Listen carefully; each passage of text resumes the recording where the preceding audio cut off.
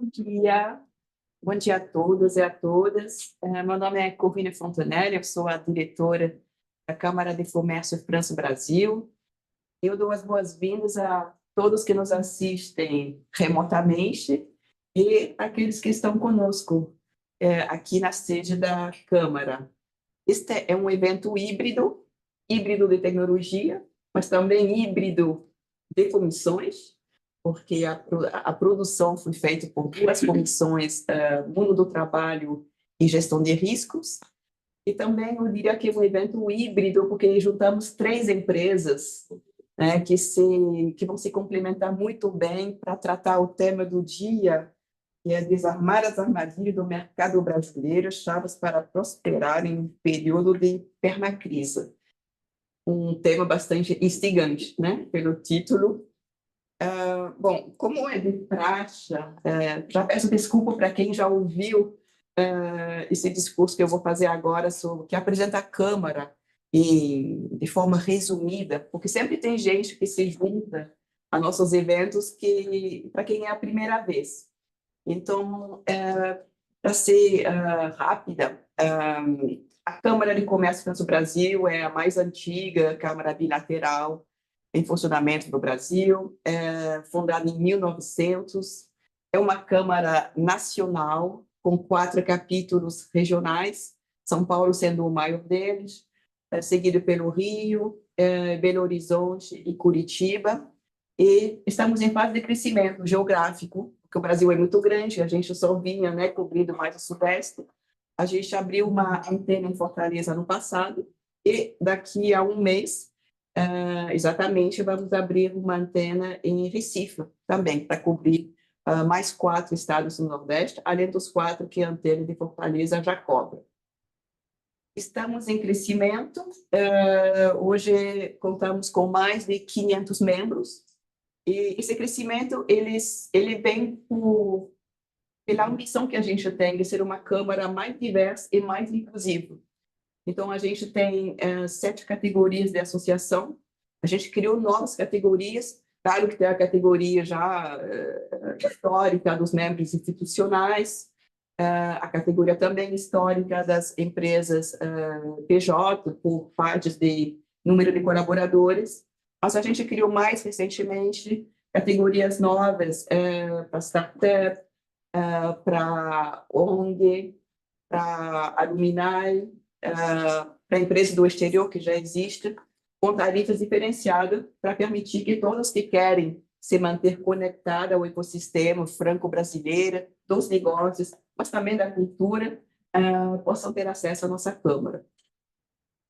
E a gente é uma fábrica de eventos, né? Ano passado fizemos mais de 190 eventos no Brasil, e a gente deve ir nessa direção, atingir esse mesmo número até o final do ano.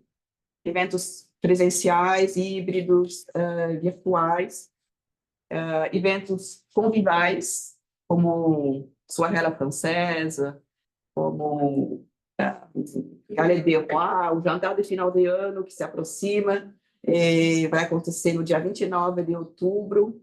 Muito em breve a gente vai lançar os convites para compra individual, a gente já lançou a compra de cotas de apoio, e eventos temáticos setoriais para produzir conhecimentos, ao mesmo tempo que favorecer a conexão entre as pessoas, entre as empresas, os empreendedores, que é a nossa missão, né? Nosso métier. E, bem, dito isso, né, dei uma apanhada geral, eu vou passar a palavra para o Antoine Blasier, que é o líder da Comissão de Gestão de Riscos, que teve a iniciativa desse evento e depois chamou a Comissão do Mundo de Trabalho para fazer um evento em conjunto. Então, Antoine, a palavra é sua e você vai nos apresentar os palestrantes do dia, a quem eu dar as boas-vindas. Obrigado, Corrine. Bom dia a todos. Como a Corrine falou, eu sou Antoine Blasier, eu sou sócio e head de gestão de riscos na Velu. Eu cuido da Comissão de Gestão de Riscos da Câmara, junto com o Lucas Piffer da Accor. E hoje a gente está, como a Corrine disse, num evento em parceria com a Raquel Busnello, que é da Comissão do Mundo do Trabalho. Bem, bom dia a todos também. Eu sou Raquel Busnello, eu sou vice-líder da Comissão do Mundo do Trabalho junto com a Sara, que hoje não pode estar com a gente. Eu tenho RH Busnello Solutions e é um prazer estar aqui com vocês. E eu acho que ninguém melhor como vocês podem se apresentar, então peço que vocês se apresentem para a gente. Eu primeiro, sou o Nicolas Tuchel, francês, tenho uns 20 e poucos anos no Brasil. O Brasil estava na Alemanha, eu fui executivo de nacional. Antes de me tornar hotel manager, estou executivo de hoje eu sou fundador da Telos, que é uma empresa de gestão executiva interina, atua no Brasil, na Colômbia e na Argentina um pouquinho. E nós somos membros da Valtus Alliance. A Valtus é um líder europeu e a Alliance é um país mais novo, tem a ambição de ser referência no segmento. E uma atividade com forte crescimento na região. É isso. E agradeço muito pelo convite. Bom dia a todos, um prazer estar com você. Meu nome é Vincent Parachini, eu sou francês, casado com brasileira há 20 anos. Acabamos de celebrar as nossas de porcelana. Não sabia que tinha porcelana. Queimar fácil. Muito bom. Eu trabalhei 15 anos na BIC, das canetas. Então, para o brasileiro, tem duas notícias. A BIC é francesa, não é brasileira. E as canetas não são abduzidas por aliens, vocês perdem. E a BIC agradece muito. Continua a perder. Tá? Então, vai lá. Eu fiz o meu percurso é bem atípico, porque eu comecei na sede e aí eu terminei no fundo à direita do mundo. Terminei como gerente geral do Cono Sul, no Chile. Trabalhei em inovação, market research, brigando com o Procter & Gamble em vapeador de depiladores. Depois, como key account, Walmart, Carrefour, aí eu vim para cá em 2009, era outro Brasil, né? Crescimos a rede de distribuição, depois eu fui diretor comercial na Argentina e descobri que não era com o cliente que se negociava na Argentina, sim com o governo, e outro tipo de negociação realmente de alto destaque. E finalmente consegui fugir a tempo e me retirar no Chile, onde assumi uma posição de business leader. Há 8 anos eu tenho a cargo duas funções. A primeira é estruturar a Halifax Consulting, que é uma empresa francesa, que apresenta 28 países e que tem como foco a excelência comercial e a excelência de liderança. A gente brinca dizendo que somos os últimos 50 centímetros da sua proposta de valor interna e externa. Cuidamos e transformamos pessoas que cuidam da sua proposta de valor. E o segundo é acompanho muitos executivos nas suas próprias transformações e na transformação cultural e na eficiência dos seus negócios. É um prazer estar aqui. É uma interessantíssimo para a gente. Contigo. Obrigado. Bom, meu nome é Laurent Serafini, eu sou CEO da Velour International. Tenho também percurso pouco atípico, porque eu comecei no setor público, então eu participei nas Forças Armadas francesas como oficial e na polícia, no Ministério do Interior, onde quase 15 anos. E depois saí de licença para criar empresas de gerenciamento de risco e inteligência estratégica. Basicamente, o que estamos fazendo? De um lado, estamos protegendo os ativos das empresas, então bens, pessoas, tecnologias e informação. E do outro lado, estamos fazendo inteligência econômica e estratégica, que é basicamente trazer informações para as empresas e fazer investigações corporativas. Estamos instalados aqui, fomos na Argentina e Colômbia, voltamos tudo aqui, porque no país, você sabe como a Argentina conheceu alguns problemas. Estamos na França também. Hoje eu moro na França, eu faço back-to-back, então venho aqui trabalhando e voltando na França, fazendo essa ponte de maneira permanente. Basicamente isso. Acho que essa apresentação são feitas. Bom, vamos começar um pouco pelo fim, na verdade. A ideia é que as três empresas apresentam um pouco, então quando você vai ver essa tela, você pode já terminar e sair da sala, você vai entender tudo. É um resumo de tudo. Basicamente, nós vamos explicar o que é o mundo de permacrise, vamos explicar um pouco em detalhe, é importante, porque é um conceito que saiu, vamos dizer, alguns meses atrás, que hoje está se ampliando e as pessoas não sabem exatamente do que se trata. Então, vamos explicar o que. E o que nós vamos trazer, nós da Velour, por exemplo, nessa conferência palestra de hoje, eu te agradeço pelo convite, eu esqueci, mas foi bom. E duas coisas. A tranquilidade, a ideia é num mundo de permacrise, onde é tão complicado, tão complexo, tão incerto e tudo isso, cuida dos seus negócios e tem outras pessoas que vão cuidar de outras coisas para você ter a tranquilidade necessária para seus negócios. A ideia é de não fazer tudo, porque você vai fazer mal em algumas coisas. A ideia é se concentrar no que você sabe fazer bem. E o segundo é a lucidez. Por que a lucidez? Porque todo mundo percebe todos os dias, né? Tem uma brincadeira que eu coloquei, eu faço essa brincadeira a todos os compromissos comerciais. E de dizer, não precisamos mais festejar o dia da mentira hoje, o 1º de abril, as pessoas mentem o tempo todo. Então, a ideia é trazer informação para saber exatamente onde você vai, com quem e em que condições. E isso hoje é fundamental e realmente vital para os seus negócios. Porque realmente, num país, por exemplo, no Brasil, onde tem corresponsabilidade, se você vai se associar com um cara totalmente quebrado, quem vai pagar a fatura é você. Pode totalmente atrapalhar o negócio no início saudável, mas você não tem o cuidado necessário. E hoje, como eu falei, como todo mundo mente, vai ter que verificar exatamente tudo. Então, basicamente isso. Então, se eu... Deixa eu avançar. Então, vamos... Olha, laterais, aqui dá dor de cabeça. Só quando fica... Então, aqui o mesmo intuito. O que você vai aprender no final dessa conferência? Primeiro que existe várias crises específicas dentro desse mundo, uma crise aqui no Brasil. Para resumir, duas bem importantes: a primeira de rentabilidade e a segunda de produtividade. Então, a chave do jogo nesse mundo é entender que você precisa construir robustez, resiliência dentro da sua organização, e isso passa por um modelo de gestão de competência muito integrado. E até porque no mercado de trabalho brasileiro existe uma escassez bem grande de talento. E a gente vê gente que tem que assumir certa posição fazendo o trabalho de 2 posições para baixo.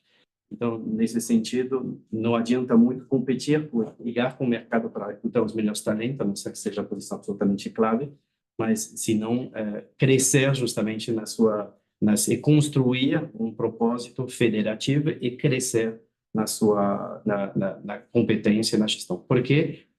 Porque as ofertas de valor, as oportunidades de valor que existem e vão continuar existindo, elas estão à captura o mais próximo do seu cliente, o mais próximo da realidade do mercado. Isso requer que construímos competências, capacidade e um modelo de gestão descentralizado lá na ponta. Tá? Então, resumindo, é isso que a gente vai passar para vocês. Matéria? Tá bom. Tinha matéria para... Agora, só está inspirado. Obrigado. Então, vocês fizeram a conclusão, vamos para a introdução agora. O que é permacrise? Por que a gente fala permacrise em vez de crise? Pedir para vocês falarem mais alto, Mais um alto. pouquinho, tá? Ok. Obrigada. Então, eu vou tentar definir o que é permacrise e, infelizmente, vamos ter que fazer um pouco de história para entender o que mudou nas empresas. Então, eu coloquei 3 imagens, eu não sei se você vai reconhecer. Na esquerda, se você não reconhece, realmente tem um problema. Ou você é muito novo? Ou você é muito novo, exatamente. Eu acho que todo mundo se lembra desse dia e onde ele estava quando aconteceu os atentados 9/11 nos Estados Unidos, em Nova York. O que mudou? Basicamente, nas empresas, então, o que mudou? Primeiro, o que era os alvos lá nessas torres, né? Eram empresas. O Pentágono, eles tentaram, mas não conseguiram, realmente. Eram só empresas, e os alvos principais desses atentados eram empresas. Então, o que as empresas entenderam nesse dia, que foi um choque até, é que tudo que era risco interno, o que depende do gerenciamento dos managers da empresa, como, por exemplo, acidente de trabalho, as empresas cuidavam disso de maneira totalmente perfeita e não precisavam de ninguém. O que era risco externo, como, por exemplo, risco político ou geopolítico, que é o caso desse atentado, todo mundo esperava do Estado que ele garante isso para você. Bom, lá, a resposta foi evidente. O Estado não está mais em condição. Foi o início. E eu posso dizer, para vir do Estado, que o Estado não está mais em condição. Eu já posso falar para você. Um dos riscos hoje, vamos ver alguns exemplos, que o Estado não consegue gerenciar tudo isso. Então, as empresas elas vão ter realmente que tomar conta disso. Então, primeira mudança. Segunda mudança, 2006, 2008, na direita, crise financeira. Novo choque de realidade para as empresas. Não sei se você se lembra da crise, Lehman Brothers, Enron. As empresas morrem. E as grandes empresas morrem. As pequenas, todo mundo sabe que elas morrem. Porque você vai estar lá no seu dia a dia com amigos, ele fechar uma companhia. Okay. mas as maiores, como o Lehman Brothers, que dominava o mundo, elas podem fechar? Sim, elas podem. Então, também, novo choque de realidade vai ter que organizar as companhias para justamente poder tomar conta desses riscos e cuidar um pouco disso. E o terceiro evento é a pandemia. Se você se lembra dessa pandemia, mas basicamente colocou realmente o gerenciamento de risco no centro das companhias. Foi uma crise, vamos ver, completamente imprevisível, um choque enorme social das organizações das empresas. Então, lá também, o que mudou é esse lado realmente completamente imprevisível e impactante dessas crises cada vez mais. Então, se você pegar hoje rapidamente, se você pegar hoje rapidamente, por exemplo, em 2023, quando saiu esse conceito de permacrise, é o quê? International SOS, que é uma grande companhia de gerenciamento de risco, que depende da crédito de risco, são as pessoas que criaram essas empresas de gerenciamento de risco nos anos 70, 80, normalmente os líderes, os primeiros. O conceito definido, se você olhar bem uma empresa hoje, se você só fala de evento externo da companhia, nem falou de interno, tudo o que você pode conhecer, de problema de regulamentação trabalhista, problema de home office, o que vamos falar de produtividade, tudo o que pode impactar a vida das empresas. Você olha guerra na Rússia e Ucrânia, Palestina e Israel, dá um exemplo concreto. Há cataclismos naturais, olha os incêndios em Brasília, talvez amanhã uma empresa que lá não pode mais sair de aviões executivos, porque, infelizmente, com as fumaças, não vai mais decolar, como aconteceu na Europa com alguns incêndios. Conflito social, tumultos na França, que custam bilhões de euros para as empresas. E risco geopolítico, como golpe de Estado, que, por exemplo, tirou centenas de empresas francesas, por exemplo, da África. Então, tudo isso impacta, evidentemente, as empresas. E qual é a diferença entre antes e hoje? A primeira conferência que a Velour fez na Câmara de Comércio, mais de 10 anos atrás, foi sobre gestão de crise. Eu encontrei os PowerPoint na época, em 2011, e o que eu falava na época, poxa, olha os estudos. A pergunta não é se uma crise vai impactar você, mas quando? Porque uma crise vai impactar uma empresa. Só que na época era cada 5 anos, né? Hoje, cada semana, cada 15 dias, cada mês, cada 2 meses. Então, imagina o estresse das organizações. Não tem nada a ver com o que nós conhecíamos antes. Eu vou dar um exemplo, por exemplo, da Palestina e do Israel, bem concreto, para ilustrar isso. Olha esse conflito, está bem longe, por exemplo, da Europa, bem longe. O que aconteceu? Não sei se você seguiu isso na imprensa. Tem soldado do Israel que estava comendo um sanduíche com uma sacola de plástico da Carrefour no chão. O que aconteceu? Carrefour perde bilhões de euros com isso. Começou a pesquisar as associações. Olha, Carrefour tem um master franchising lá no Israel. Ele ajuda os soldados, ele alimenta os caras que matam crianças, etc. Como continuou? Pessoas no supermercado com iPhone, TikTok. Olha, eles vendem produto do Israel. Olha esses figos, é verdade que eu conto 1 milhão de visualizações. Olha isso. E tem sangue das crianças. Não venderam um produto dessa marca durante meses e meses. Então, esses conflitos realmente, a mais de ser cada vez mais presentes, são totalmente impactantes e nos deixam numa situação um pouco caótica. O que resume esses dois conceitos rapidamente: na direita é um conceito que vem dos Estados Unidos, do exército, que chamava de VUCA, o mundo era volátil, complexo, blá blá blá. Não gostou muito de siglo, mas só para ilustrar. Agora falamos de BANI, brittle, anxious, não linear, incompreensível. Basicamente, dizer o quê? Não dá para prever nada. É tão caótico, tão imprevisível, e a pandemia é o maior exemplo, que nós vamos explicar um pouco como as empresas têm que se adequar a essa nova realidade. E aí eu consigo contribuir. Eu tenho um slide aqui, é que para complementar também, estamos vivendo uma fase atípica, estamos encontrando o planeta Terra um encontro de 3 ciclos: o ciclo do clima, o ciclo social, o ciclo de conflitos humanos, e a gente está chegando numa fase de caos, né? Que o caos pode ser uma boa coisa, né? A definição de uma nova ordem. Estamos chegando na fase se você olhar a agenda, a calendário azteca, né? Fim do mundo, que não é o fim do mundo, é o fim de uma maneira de pensar, de ser. E justamente, acho que esse caos é a oportunidade para a gente repensar e rever tudo o que a gente está fazendo, da maneira como a gente está fazendo, inclusive passar os slides, né? Rever aqui, ó. Cris, cadê o meu? Aqui, ó, no final. Não olhei o que foi a dor da cabeça, está aqui. E o interessante é que estamos chegando no limite de um sistema, né? Que foi legal até hoje, mas do extrativismo, né?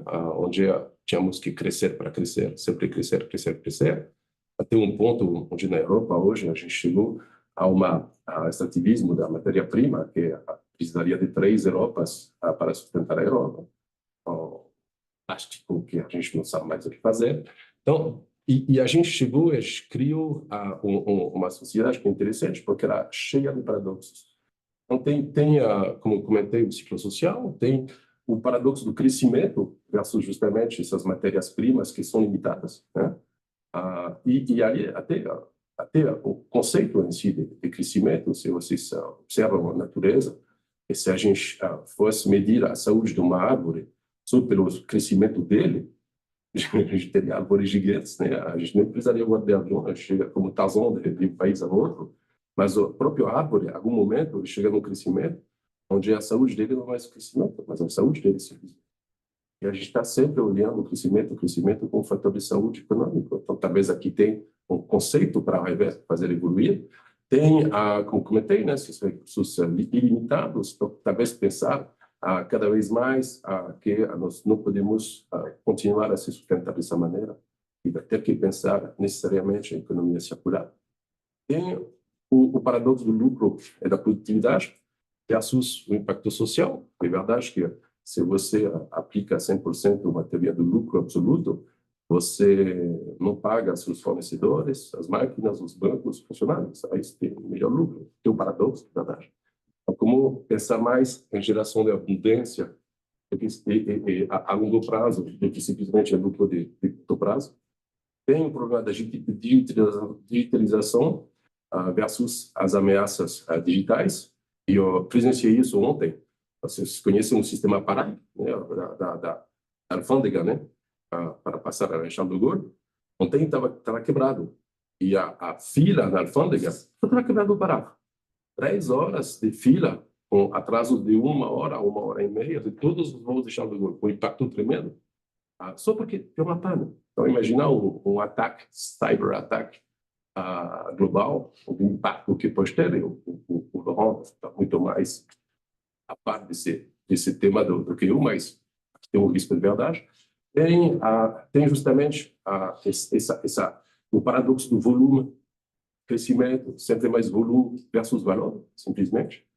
Então, esse valor e como criar abundância acho uma pergunta interessante.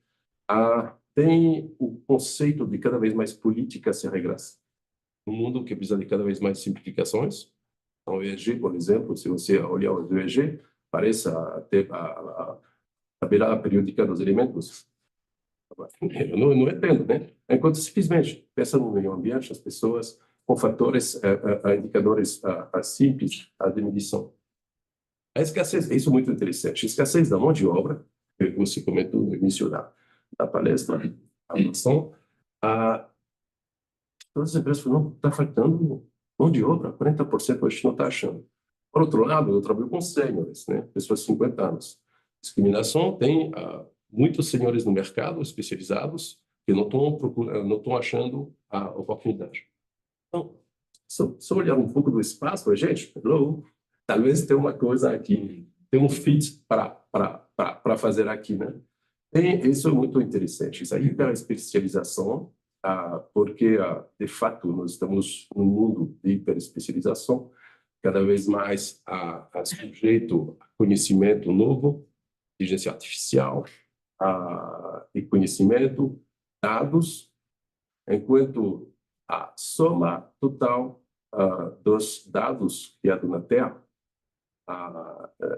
superou a capacidade da soma dos cérebros de todas os terráqueos absorver esses dados todos. Então, não tem outra solução do que uma pessoa se especializar no assunto e usar a inteligência comum. A inteligência de um não será mais suficiente. E, enfim, tem o paradoxo da profundidade do conhecimento versus a flexibilidade. As organizações, assim como as árvores, tudo nesse mundo, o Cabani, é só isso. Tem que ser flexível para não quebrar. Então, como você junta essa hiperespecialização com flexibilidade? Então, esses paradoxos todos estão nos obrigando a criar um novo calendário maia, uma nova sociedade, baseadas em novos conceitos. E tem alguns exemplos muito interessantes, conexão, se a gente pode falar a respeito, mas eu acho fascinante, desde que a gente toma um bom rumo, porque tem dois rumos, né? Ou a gente vai na parede, ou a gente renasce mais forte. Isso é interessante. Eu acho que o que acontece com o Cabani, se vocês lerem o acronismo que ele diz, a gente não consegue entender. E realmente a gente não consegue entender. O prisma histórico não funciona mais. Caos quer dizer transição. Estamos num momento de transição. É o fim de um mundo. Esse é o fim do mundo centralizado, onde uma oferta funciona para todos, um procedimento funciona para todos os casos, e a gente consegue ter um modelo dirigista. Esse modelo dirigista centralizado hoje ele não corresponde mais e não está mais pregnante para isso. Você está terminando o mundo de otimização para o nascimento de um novo mundo, onde finalmente, através de muitas coisas, por exemplo, a descentralização, a gente vai conseguir criar mais robustez, a gente vai conseguir criar mais capacidade de aprender as diversidades de oportunidades e as diversidades de riscos. Então, no final, bem o que você disse. O que eu faço? E a gente viveu isso esse ano, por exemplo, com muitos dos nossos clientes, congelaram um monte de investimento. Por quê? Porque eles não sabem mais ler o contexto. Tem lá no orçamento para gastar, mas não vai gastar. Por quê? Porque eu não sei o que vai vir. E aí, o que acontece? Aí, a parálise da organização, projeta isso há 5 anos. O empobrecimento, justamente, a pauperização desses ciclos econômicos. Enquanto, justamente, pequenos atores mais ágeis, mais conectados com a comunidade, mais conectados e espalmados com os atores da cadeia de valor, vão poder crescer e crescer muito mais rápido e tomar mercado, criar mercado, enquanto empresas muito centralizadas e governadas não mais conseguem fazer isso. Eles têm uma cadeira assim, porque é muito engessada. Então, acho que esse é o problema que a gente tem que resolver. Agora a gente precisa ver isso mais aqui, né? Então, vou aproveitar já para lançar a segunda pergunta, que é, no setor de vocês e no Brasil, como essa permacrise se traduz concretamente, tanto para as organizações como para as pessoas? Nós, no nosso setor, coloquemos as coisas na terra, mas basicamente já foi dito um pouco. Bom, a partir do momento, de novo, que as palavras foram entendidas, é caótico, imprevisível, etc. Bom, então vai ter que se reinventar, já foi falado, vai ter que escolher um novo modelo de negócio, de gerenciamento das empresas, etc. Então, do ponto de vista de uma empresa como nós, uma empresa especializada em gerenciamento de risco, a gestão de risco deveria ser um pouco o centro das preocupações das empresas. A partir do momento que o risco é múltiplo, permanente, é vital e pode impactar a empresa e ela fechar, deveria ser no centro. Então, por quê? Porque empreendedorismo, quem é empreendedor aqui, nós somos empreendedores, nós sabemos que empreender é tomar risco, se internacionalizar é tomar risco. Então, onde você vai ganhar dinheiro? É um país com risco, não é na França com 1% de crescimento, é possível. Mas é melhor ver outros países onde o crescimento talvez é maior, onde tem outras novas oportunidades, tem mais chance talvez de ganhar mais dinheiro. Mas nesses países, como por exemplo o Brasil, tem muitos riscos e vai ter que tomar conta deles. Então, quando você faz esse balanço, você imagina que as empresas entenderão isso e colocarão as medidas apropriadas para gerenciar esses riscos. Eu coloquei o diagnóstico, na verdade, é que nas últimas pesquisas que foram feitas, metade das empresas, por exemplo, de pequena e média, não tem um programa de gestão de risco. 50%. E 75% de quem tem um programa considera que ele não é bom e não consegue gerenciar os riscos. Então, imagina, você tem essa situação caótica, Você tem essas empresas que a metade não tem programa, e quem tem, fala que o programa não é eficiente. Então, vai ter que fazer alguma coisa. E lá nós estamos vendo também uma grande diferença. Por exemplo, eu vou falar da França e do Brasil. Se você é uma grande multinacional em São Paulo, uma grande multinacional na França, em Paris, não tem nada a ver com uma pequena e média empresa no interior. Evidentemente, nas grandes capitais, as grandes empresas que têm recursos, que têm meios, etc., eles tomam mais conta disso do que uma pequena e média empresa que tem 5 funcionários e que, evidentemente, imagina que tem outras prioridades. Então, para nós, o diagnóstico é esse, e nós vamos mostrar a importância, depois que já foi falado, e do fator humano, porque eu vou falar um pouco mais disso adiante, mas você imagina bem que se uma crise imprevisível, você não vai conseguir redigir um manual onde na página 14 você vai ter a resposta ao problema que vai acontecer. O que vai fazer a diferença é o homem preparado. Então, isso que eu vou mostrar. Não, assim, eu vou dar até um exemplo, um cliente nosso, né, na Novo Nordisk, que é o laboratório de Ozempic, de diabetes, de emagrecimento. Eles tiveram um crescimento enorme, justamente porque o medicamento está disponível, o TC, está disponível em da Livres, e alguns influencers que estão totalmente fora da gestão tradicional do laboratório, influenciador, estão certamente usando o produto, fazendo a promoção do produto, e eles têm zero alcance com essas pessoas, zero. Aí a pessoa, imagina, uma injeção, você injeta no olho, de repente publica isso, é escrito na bula, toda a promoção deles está feita através de ciência, através de prescrição medical, e na verdade é um mau uso de uma própria, como um paciente, porque ia falar consumidor, quase isso, né? O consumidor de um produto está absolutamente nada a ver, isso vai impactar eles. Nesse caso, não aconteceu, né? Mas como? Não aconteceu, né? Esse despincar no olho não aconteceu. Agora, para eles, um tremendo problema e oportunidade também de, puxa, como que a gente faz? E quando a gente vê um laboratório como um laboratório farmacêutico, por compliance, por gestão de risco, eles têm proibição de falar com o stakeholder do ecossistema numérico. E aí? Então, esse tipo de problema que a gente precisa tomar consciência. Eu só queria aportar 2 coisas que eu disse, que são resultados de um estudo que a gente faz e que eu acho que são bem importantes. O primeiro é entender, o Brasil é o país do futuro. Stefan Zweig, em 1943, fala Brasil, país do futuro. E ainda é o país do futuro. Então, é o crescimento que vem, mas que pode ser muito melhor. É um país com um potencial tremendo que você não desenvolve. Então, tem um colega nosso, que é o professor da FGV, é um cara que é especializado em finanças e faz cálculo de valor atualizado, né? Então, ele acompanha há 30 anos todas as empresas, um painel de empresa consistente na Bolsa de Valor no Brasil. Ele faz o cálculo de porcentagem de retorno sobre o investimento do capital, né? Que a gente vê os últimos 10 anos, dividiu o retorno do capital no Brasil das empresas como as nossas, diminuiu 30%. Esse já é um alerta de o que está acontecendo, tem uma crise de rentabilidade, coisa que a gente não via aqui, porque sempre foi. Essa crise, ela se explica em parte pela produtividade laboral, que é baixa. Então, a gente vê aqui os múltiplos de Brasil contra México, porque Brasil contra a França não dá para comparar. Mas Brasil contra o México, Brasil contra a China, dá para comparar. E, na verdade, a gente já tem um PIB por hora, por trabalhador, por ano, né, assim a medida, que é bem inferior aos nos vizinhos. Aqui eu não pus, mas tem um gráfico mais assustador, que é essa produtividade laboral nos últimos 10 anos, ela foi triplicada na China e na Índia, e nos últimos 10 anos no Brasil regrediu 52%. Aqui é a coisa que a gente... Sabe aquela lata de alumínio de Coca-Cola que a gente pateia, a gente chuta para baixo e a gente nunca cuida? A gente vai ter que cuidar disso. Escassez declarada das empresas no Brasil em talento, 81%. Quando a gente vai no nosso, que é a proposta de valor, a gente faz assessment de competência, né?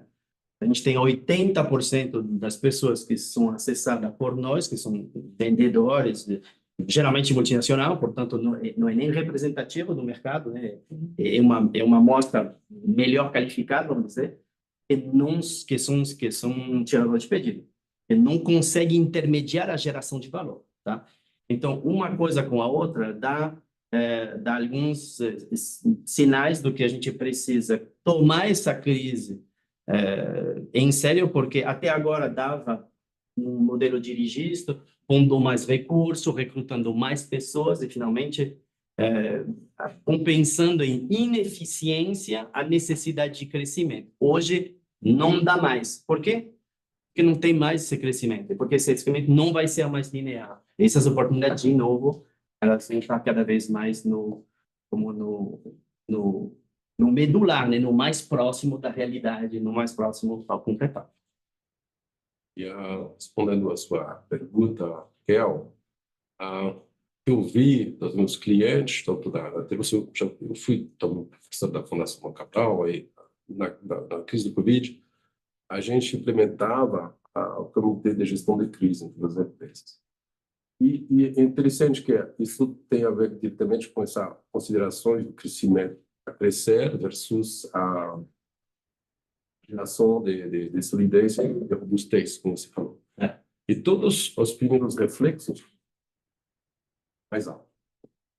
Então, e todos os reflexos dos casos que eu vi em contexto de crise estão indo para a robustez. Quando está em crise mesmo, se esquece o crescimento. Olha, o comitê de crise, o comitê da fundação, que foi implementado em centenas de empresas familiares. Então, aqui as diretrizes.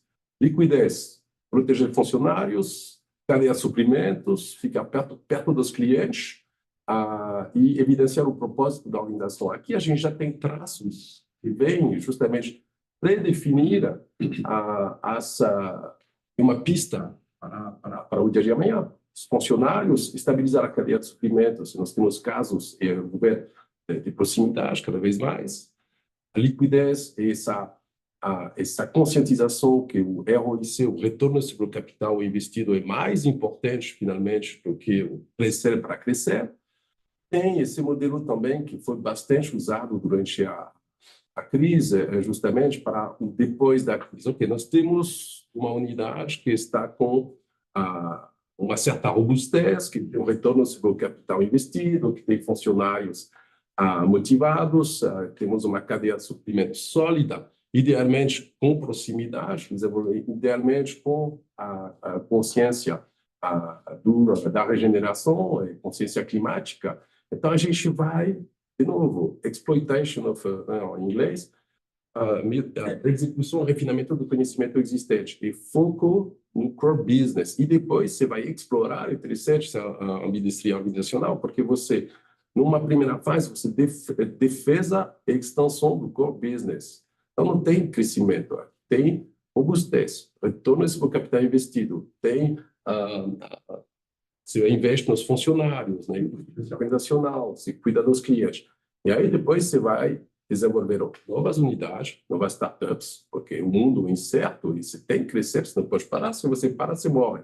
Aí você vai desenvolver novas empresas, horizontes 2, horizontes 3, chama como quiser, aí sim, baseados em retorno sobre o investimento, baseando em crescimento, mas vai protegendo, vai solidificando a sua unidade principal, né? Nós temos o caso da Nexans, que é cliente de vocês, né? E da gente também na Europa, que é muito interessante, porque esse CEO aqui, ele pegou uma empresa que está na bolsa, ele falou para os acionistas assim, eu não vou colocar o crescimento como KPI, foi muito usado. Ele falou, não, vou usar o retorno sobre o capital investido.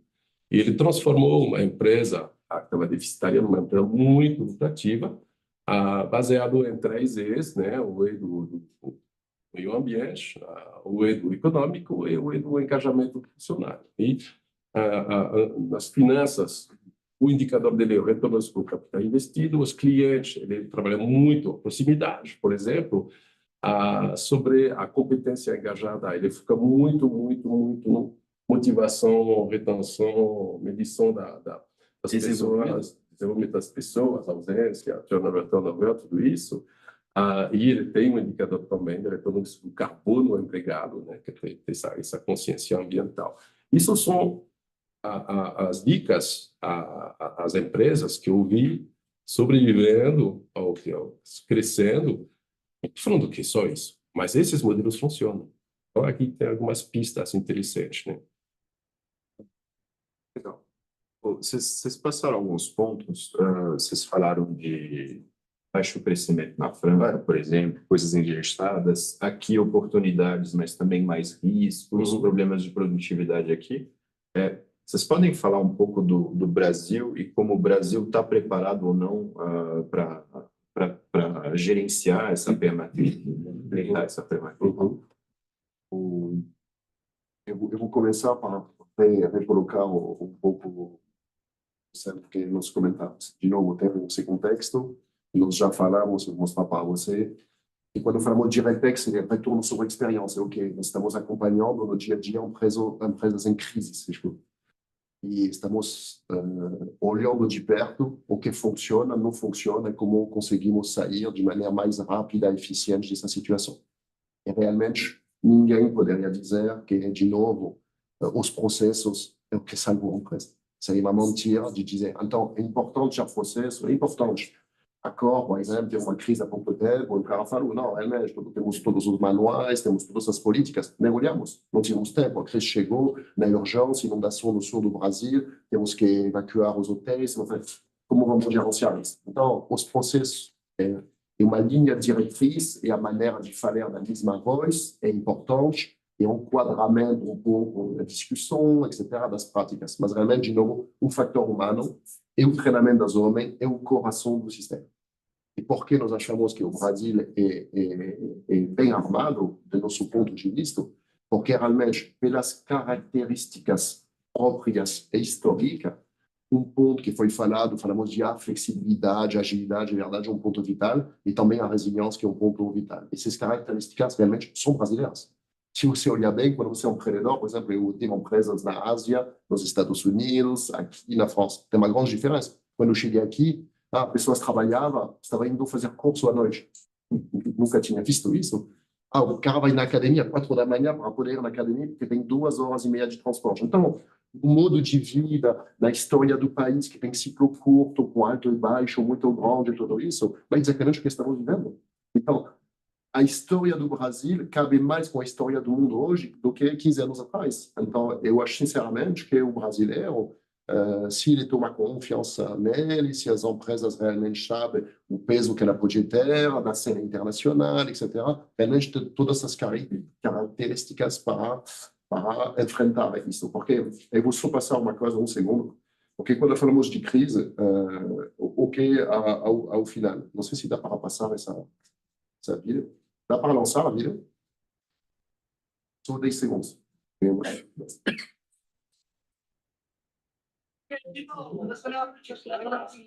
Want you all to forget the flight plan.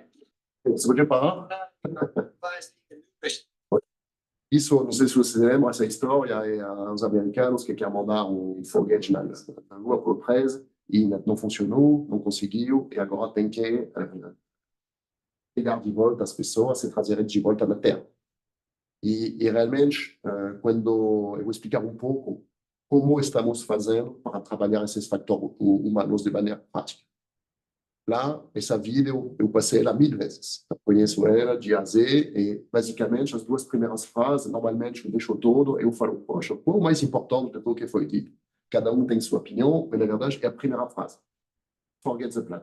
Forget the fight. Voilà. Então, tem um plano, e são os protocolos que eu falei, esses planos escritos, onde vamos imaginar o cenário. Se você toma hoje, por exemplo, um plano de gerenciamento de crise, de gerenciamento de risco, vai identificar os riscos, vai classificar ele, vai ver como mitigar esses riscos, blá, blá, blá, tem tudo uma... E lá, você viu, numa situação real, o cara, poxa, esquece o plano.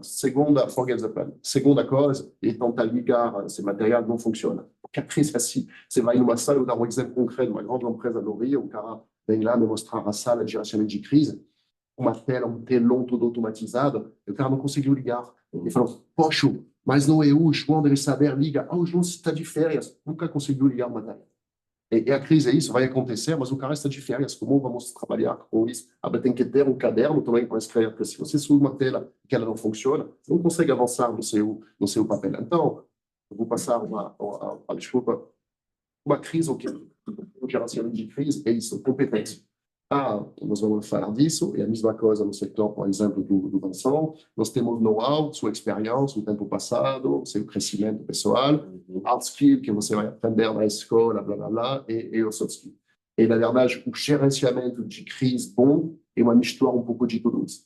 Então, como estamos trabalhando isso nesse mundo atual para tentar as pessoas ser cada vez melhor, as empresas cada vez resilientes, é através de simulação. Então, estamos colocando as pessoas mais perto do real, porque, como estamos falando, não se aprende a andar de bicicleta lendo livros. Você faz bicicleta, você cai, faz bicicleta, você cai de novo, até encontrar o equilíbrio e avançar. Exatamente isso que estamos fazendo, resumindo, é trazer as pessoas no estresse, como eles estão estressando na vida real com a organização, com a situação, fazendo simulação, role-playing game, trabalhando todo esse soft skills, escuta ativa, leadership, tomada de decisão, organização do serviço, um pouco de tecnologia, saber escutar o expert, porque lá, por exemplo, se eu passo o filme inteiro, você vê que em algum momento o cara é o líder, mas não é expert, não é engenheiro. Um cara que vai ter que dar, poxa, o fusel, não dá para fazer isso. Ele tem que fazer desse jeito, nunca vai voltar. Poxa, escuta, entendi. Vou tomar conta disso para trazer a minha solução. Então, exatamente isso que estamos fazendo, e vou terminar com isso.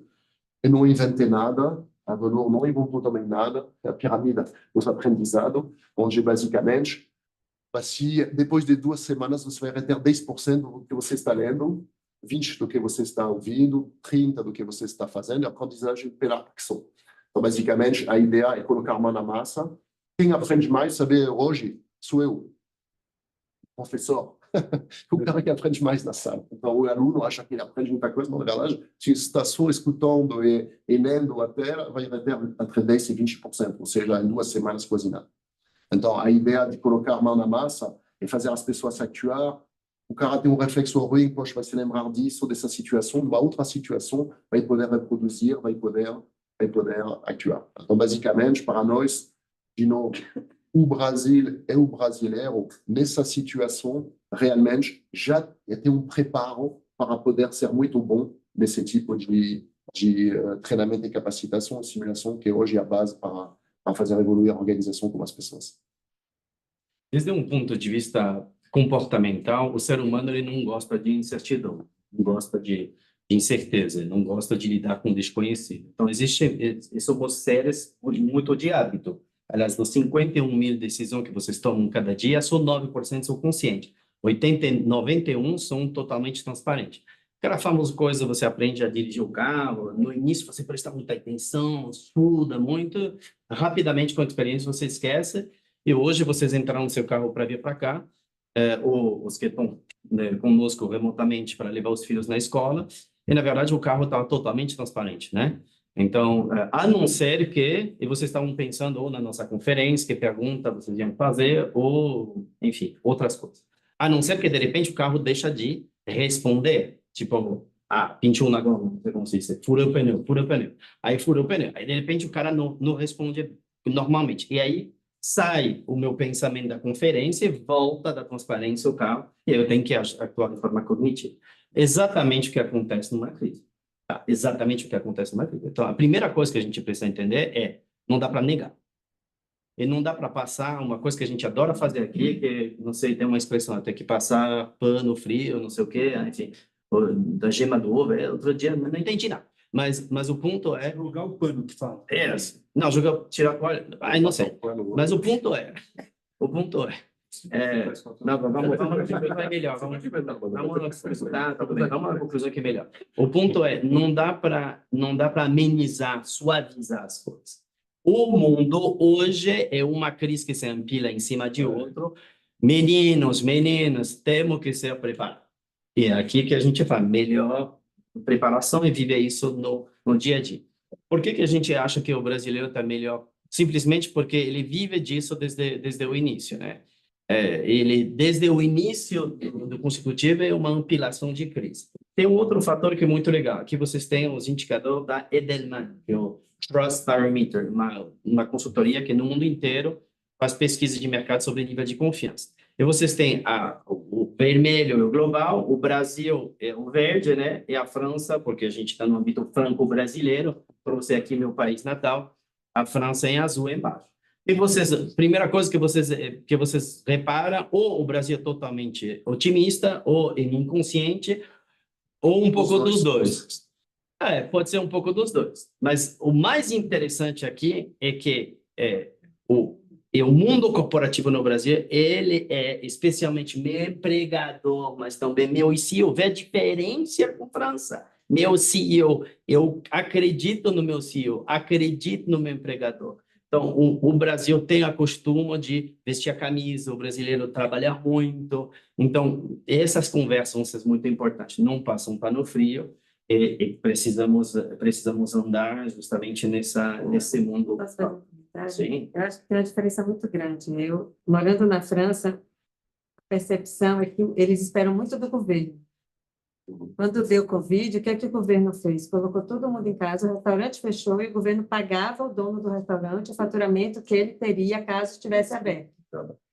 Uma coisa dessa no Brasil as pessoas nem entendem. Tipo, o restaurante fechou, vai fazer delivery, se vira. Então, o brasileiro ele é acostumado a se virar, porque nunca tem ninguém para ajudar. Lá não, lá o governo, e as pessoas ficam em casa esperando que o governo ajude. E ao contrário, quando você fala da França, que a única ajuda que tinha no Brasil era dividir os salários dos funcionários para deixar a empresa sobreviver, para um francês... Eles nem entendem. Baixar o seu salário, as pessoas estão na rua fazendo greve durante 6 meses, tipo, você baixar o salário. As pessoas não entendem. Agora, existe uma armadilha aqui que a gente precisa entender, que essa é neuronal, né? Programação neurolinguística. Nós somos brasileiros, somos todos cabeados igual, né? Que nos impede, talvez, de tomar proveito disso, de se beneficiar disso. Que é, quanto maior o grupo humano, mais lento é o tempo de reação. Tem inúmeros estudos psicológicos de gente assistindo uma pessoa sendo estuprada no metrô, uma pessoa reage no segundo está sozinha, 2 começam a se olhar, 10 ninguém faz nada na frente de todo mundo, a menina, o menino, enfim, está sendo estuprado. Inclusive, hoje, a ciência comportamental determinou que tem um número crítico além do qual já não existe accountability. 150 pessoas. Então, em cima de 150 pessoas, ninguém cuida de mais nada se todos acham que eles precisam cuidar de alguma coisa. E o número mágico é 9 pessoas. Então, na verdade, os novos modelos, a gente vai falar um pouco mais para frente, vão tender para esse lado. Complementando o que vocês falaram sobre as competências aqui, isso é muito importante, justamente contando no exemplo seu do Aprodres, competências num contexto de cada vez mais especialização, porque quando tem estresse, o cansaço, a gente volta nos reflexos. Para quem faz um esporte técnico, que seja boxe, bicicleta, esqui, surf, que seja, no momento, quando a gente está cansado, a gente para com o style. A gente volta, por que eu aprendi no primeiro dia? Esse reflexo, ele vem de uma especialização. Então, no mundo onde tem cada vez mais especialização, a importância dessa especialização. A boa notícia para o Brasil é que o brasileiro ele tem sede, ele quer aprender, ele quer ser treinado, ele quer isso. Especificamente para os funcionários que não são em cargos gerenciais ou de diretoria, aqueles que não estiveram, voltando na França no governo, que não tiveram aquele acesso na escola grátis, obrigatória para vocês. Aquele país onde um aluno custa um salário mínimo, não fecha. Então, essa responsabilidade social da empresa de treinar os funcionários, ela é fundamental. E quando isso acontece, no caso da Leroy Merlin, por exemplo, tem, principalmente, como você comentou, veste a camisa, tem uma energia e uma qualidade de funcionário que é muito boa. Tem também, efetivamente, esse caso também da especialização no estresse, que é cada vez mais importante, porque se você vai, por exemplo, no hospital, está com emergências, tem que fazer uma emergência, uma cirurgia do coração. Você quer que o cirurgião do coração faça a sua cirurgia. Se o hospital fala, não sou cirurgião do coração, está aqui, mas você vai ter o melhor neurocirurgião e vai cuidar, não funciona, é caso extremo. Numa empresa, num ambiente hiper especializado, é a mesma coisa. A gente tem essa tendência de puxar o executivo, cara, seu talento, resolve esse pepino. Então, cara, a gente queima o cara, a carreira dele, e nós vimos até ações globais despencar por causa de maus escolhas de talentos no lugar errado.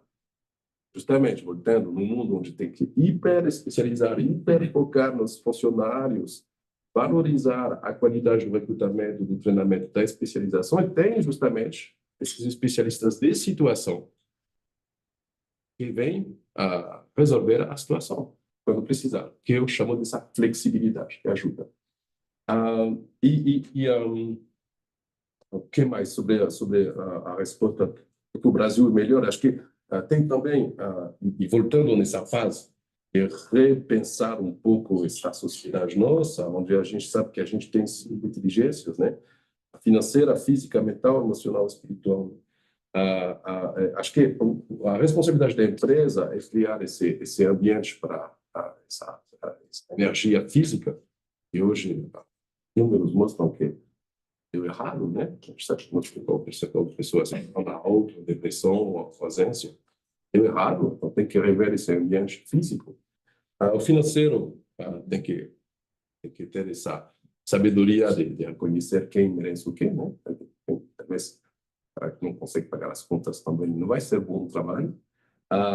O mental, acho que justamente a responsabilidade da empresa de criar esse ambiente de inteligência mental, né? Através de treinamento, técnicas.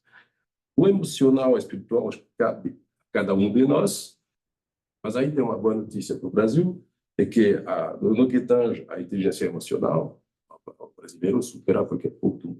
Acho que é isso, você vai no médico aqui, o cara se vê que está tendo uma doença que vem de um trauma, tá bom, tem que curar, mas a cura de verdade está em você. Tem você sabe, não tem o copo não é mecânico, tem essa emoção aqui no Brasil. Eu acho que a Push de nós nos ajuda a passar mais essas crises e a evoluir nessa reflexão. E acho que do que eu tinha notado para falar é isso. Eu vou fazer mais uma pergunta para vocês, então. A gente tem várias outras, eu e o Antônio, mas talvez depois dessa a gente vai também abrir um pouquinho para o público e para o pessoal que está online, se tiver questões. Mas eu queria ver se vocês podem dar dicas tanto para os empresários brasileiros ou franceses que querem vir para o Brasil nesse momento aí de crise. Eu vou tomar um pouco o assunto que já foi falado, mas para nós as explicações duas. Realmente, treinamento e capacitação. Eu vou voltar sobre o que ele falou sobre essa história de especialização. É interessante porque, de novo, 15 anos atrás, na mesma sala, falamos uma coisa sobre gestão de crise e a resistência das organizações. Eu acho que mudou um pouco, mas ainda tem essa coisa. Por exemplo, nós falamos, você consegue apagar um incêndio sozinho? Você acha que o CEO, para mim, o mito do... Você chamava esse Eike Batista. Você lembra de Eike Batista?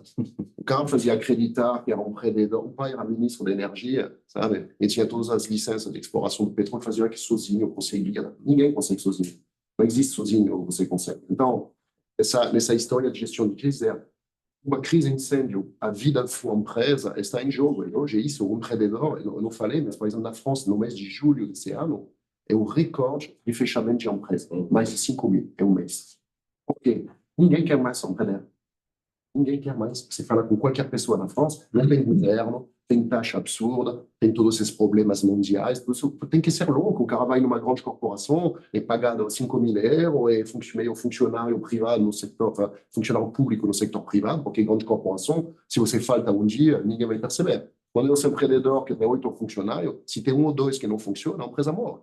Então, está sempre na luta todos os dias e tudo isso. Então, a resistência que tinha as organizações, eles diziam, o mito do winner, sozinho eu vou resolver. E nós explicamos, olha, a gestão de crise, ok, você vai se casar e você vai preparar seu divórcio. Mas não, eu acabei de me casar, o amo minha esposa, não, você vai divorciar, 50% vão divorciar, você também. Então, basicamente, é isso. Então, a primeira dica que nós vamos... a mensagem de amor. Mas é realista. Sim. Amor é outra coisa. Hope for the best, plan for the worst. Exatamente. Tem que planificar. É uma planificação, isso. É essa frase, realmente. Se você acha que o treinamento é caro, tipo, que seu funcionário pode sair com o treinamento que você pagou, l'embrasser do custo de permanecer, não saber fazer nada. É exatamente isso. Nós, por exemplo, a companhia tem incentivo para fazer MBA, etc. Nós pagamos cursos para as pessoas, e as pessoas vão sair da empresa, nós sabemos. Mas realmente nós precisamos ter pessoas ultra competentes, com esse mundo girando, com essa especialização que nós precisamos. Tomar, por exemplo, crime cibernético, a evolução é tão grande, o impacto é tão forte. Se numa empresa de gerenciamento de risco você não tem uma pessoa capacitada para lidar com isso, você vai perder uma parte do mercado e uma parte da realidade, que é realmente um impacto muito forte se uma companhia é vítima. Então, a primeira dica para nós é realmente, nós falamos de produtividade, tem que capacitar as pessoas, treinar de maneira permanente, tem um custo, vai ter que liberar o cara, tem que liberar, e você vai se beneficiar. Então, isso para nós é fundamental. E a segunda é uma palavra que é pouco falada no Brasil, infelizmente. É muito falado na França, que volta bastante, é inteligência econômica.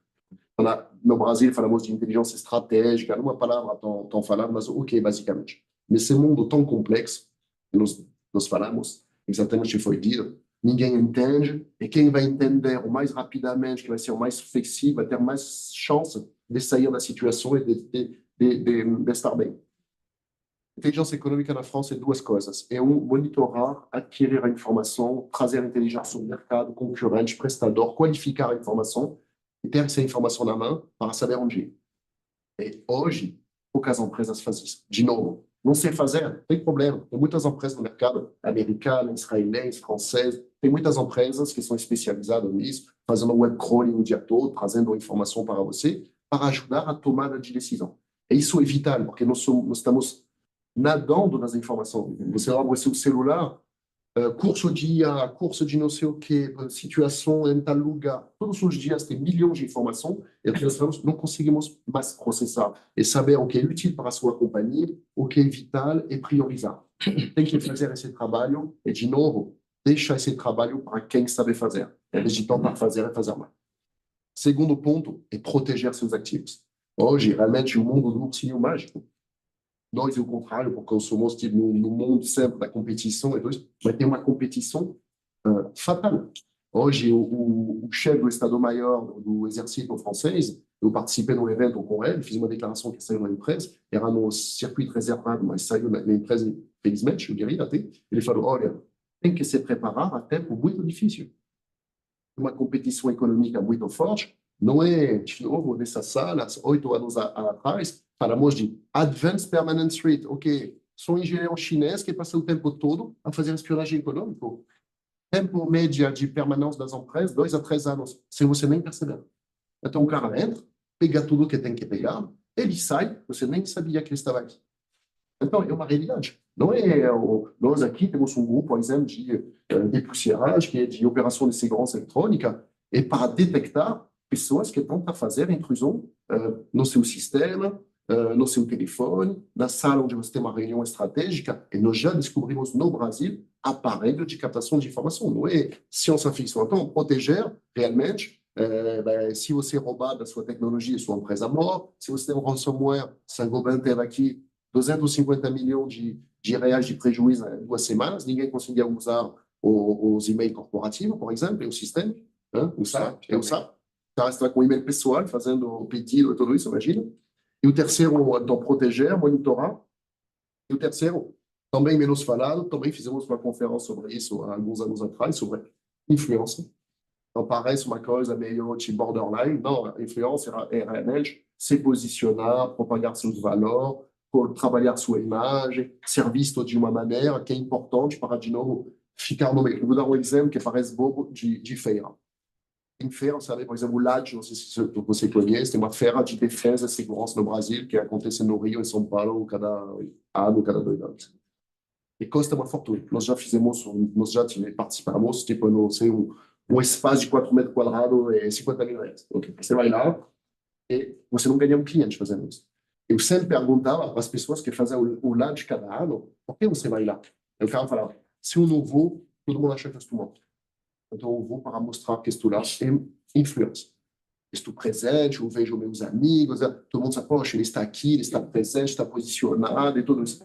Faz parte da equação. Proteger, monitorar, adquirir e se posicionar para ficar bem no centro do olho de todo mundo. Para nós, é isso. Entendeu? Então, vamos lá. O que a gente acha como importante? Primeiro, entender, construindo no modelo que o Nicolas está colocando, que é super importante, o que é o nosso core business, o que são os segmentos, as oportunidades que estão latentes que a gente poderia capturar. E entender que no seu core business, o que você precisa fazer é fazer uma adequação entre quais são suas capabilities, com a capacidade hoje, nível de competência das suas pessoas hoje, né? Quais são os seus objetivos para o futuro e fazer avaliação e assessment de competência para saber onde está o gap e treinar, fazer upskilling e reskilling, ok? Trabalhando o propósito, porque finalmente no momento de crise o que vai resguardar a aderência é o propósito, o vínculo que o seu funcionário vai ter com sua própria empresa e logo executar isso de uma forma descentralizada. Então aqui, o que é uma forma descentralizada? A gente não pensa processo, a gente pensa dispor. E isso é muito interessante no conceito de geração de valor nesse mundo com oportunidade tão latente. Então, a gente não fixa mais um preço e um prazo de entrega, por exemplo, em uma condição de pagamento. A gente fixa zonas aceitáveis de adequação. E o que a gente fecha lá na ponta com o negócio, com o cliente, não é o que está na política. É dentro de um rango que foi pré-acordado para a empresa e que está aceitável, inclusive que pode ser variável. O cliente pode decidir. A gente viu isso na pandemia, por exemplo, quando todo mundo acha que esse mundo super otimizado de ter a fábrica mais barata, just on time, em China, que a China deixou de entregar tudo porque começou a se concentrar no seu próprio, ou que a fronteira estava fechada, a gente viu finalmente que esse mundo já não funcionava mais. Então, o valor de ganhar 3% na economia de compra já nessa transformava numa vantagem que era sustentável. Então, fechar, por exemplo, com seus clientes e entregar isso para o seu time, condições no qual a gente pode assegurar permanência e continuidade de entrega da sua proposta de valor. Em vez que seja preço tudo fixo, que essas condições sejam variáveis, por exemplo. E tem uma coisa que, em particular, para quem não abordou o Brasil, que precisa, talvez, um pouco mais de leitura, esse é um trabalho que foi feito com Erin Meyer, que é uma professora de INSEAD, que é um trabalho fundamental maravilhoso. Existe esse mapping para muitas culturas, né? E que mostra finalmente quais são os gaps culturais. Então, um empresário estrangeiro vindo ao Brasil, ou um brasileiro tem ido para a França, ou tem basicamente essas relações culturais, vão ter dois choques culturais bem importantes. A primeira que o francês ele é muito confrontativo quando ele põe as suas coisas, os seus pontos, a sua opinião. E o brasileiro, para o contrário, ele foca justamente a geração da confiança dentro da preservação da imagem pública do seu interlocutor. Então, se a gente começar a dar feedback como um francês, que é ser direto no seu feedback coletivo, o brasileiro se ofende, e aí você tem uma posição, todo o seu time ao redor da máquina de café, dentro de uma pessoa em posição fetal. O que aconteceu comigo, tá? Você em posição fetal? Não, minha colaboradora, infelizmente, oxalá fosse eu, né? Mas Foi eu, essa primeira reunião para trabalhar. e na verdade toda a empresa olhando, né? E eu não entendi que seria simplesmente porque estava bem feito, eu já tinha pedido e não estava bem feito. Só falei, ó, por favor, refaz, porque e aí tá errado, então refaz. E que seria totalmente aceitável para um feedback francês a um francês, que aqui foi um tema. By the way, muito importante para quem não conhece o Brasil, passar muito tempo na máquina de café. E na Argentina, passar muito tempo na ronda do mate, né? E aqui se resolvem os problemas da empresa. E se a gente for olhar, casa exatamente com esse conceito da sociocracia ou do advisory process que a gente está tentando mostrar para você como modelo de gestão. Esse famoso número mágico, 9. O que são esses 9? É a ronda do café, é a ronda do mate. É uma ronda onde cada um de nós temos confiança, vulnerabilidade para abrir um assunto difícil.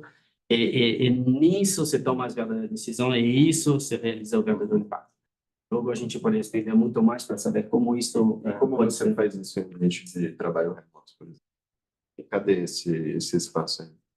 eu tenho um colaborador, por exemplo, que está na Colômbia, né? E a gente tem essa chamada nossa. Ele fala, ou eu falo, eu preciso tomar um café com você. E a gente explicita, não, mas vamos lá. A gente explicita uma coisa que é uma coisa natural. E a gente sabe que quando um de nós fala, vamos tomar um café, existem outras coisas que estão em jogo do que a coordenação de ação dos projetos, entende? Então, logicamente que a gente se vê várias vezes por ano, mas o ponto é, existe já uma consciência de que essas coisas vão acontecer, que precisamos cuidar do nosso relacionamento, e para isso existe um mecanismo de defesa. Vamos tomar um café? E os dois tomam um café. Vira o México, eu entrego o almoço, a gente almoça junto, eu na minha casa, ele na casa dele, porque a gente trabalha remoto, nesse caso. E a gente almoça junto e fala de um monte de coisa. Então, o princípio justamente dessa delegação, o que a gente precisa entender é que a gente precisa inverter a forma que a gente fazia. A gente analisar o mercado, pensava uma estratégia, depois que a estratégia, finalmente, essa galera embaixo da sua executor. Acabou. E vai continuar, se vai morrer. Não, talvez não muito rápido, mas em algum momento vai pulverizar, vai enfrentar. E reverter a pirâmide justamente entregar as regras de jogo, capacitar da flexibilidade e permitir retroalimentação. Essas células de novo retroalimentam outra célula de novo, que retroalimenta outra célula de novo, que retroalimenta outra célula de novo. Já tem um slide. E a máquina de café é muito importante. Olha, eu fiz um slide científico para responder essa pergunta. Mas essas aqui são as 3 coisas que tem que fazer na letra para errar no Brasil. Quem fez isso, ainda bem, porque eu vi disso também, tem filiais de multinacional que não estão funcionando. Mas essas aqui são as 3 principais causas para as filiais de multinacional darem errado no Brasil. Controle C e controle V. Funcionar assim lá, tem que funcionar assim aqui.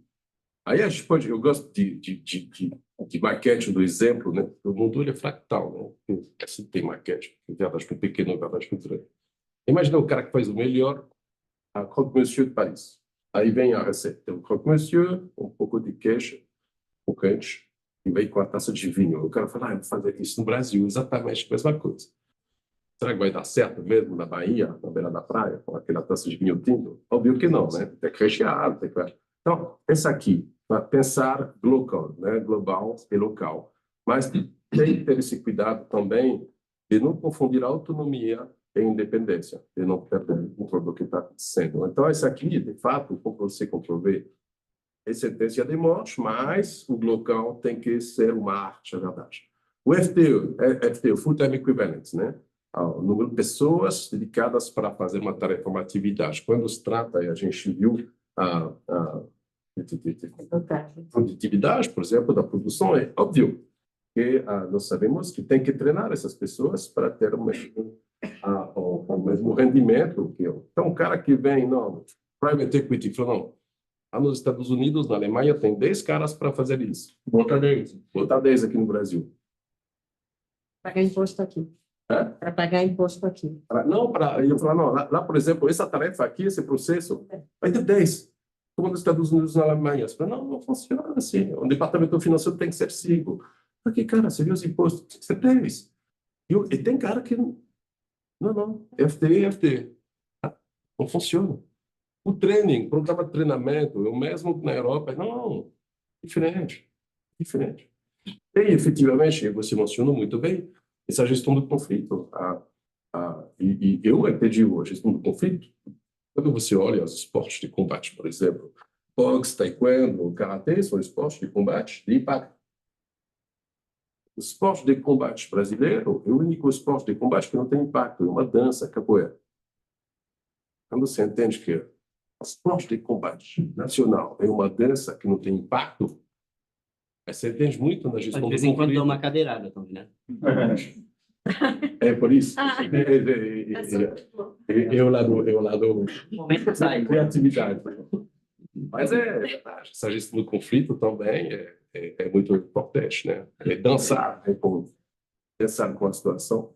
Acho que isso é muito importante. Então, isso é a minha... Mas o brasileiro é criativo, né? Nos próximos debates, as cadeiras vão ser parafusadas.